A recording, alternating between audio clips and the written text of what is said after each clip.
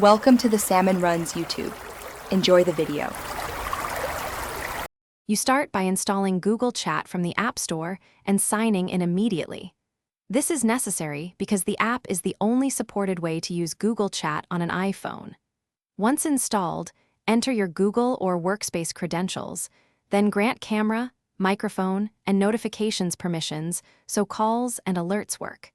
Make sure two-factor authentication is ready if your account requires it, because you may need to approve a sign-in prompt before proceeding to the next. Once signed in, find people by tapping search and typing a name or email.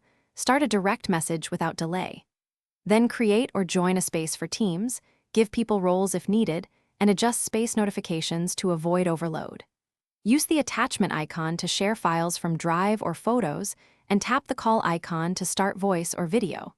These actions keep conversations organized because threaded replies let you separate topics within the same space.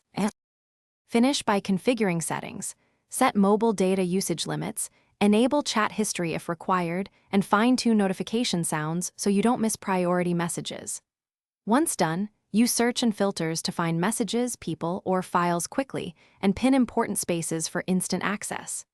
If something goes wrong, force close the app, check for an App Store update, re-sign in, and verify your network. Doing these steps resolves most issues and restores normal chat functionality.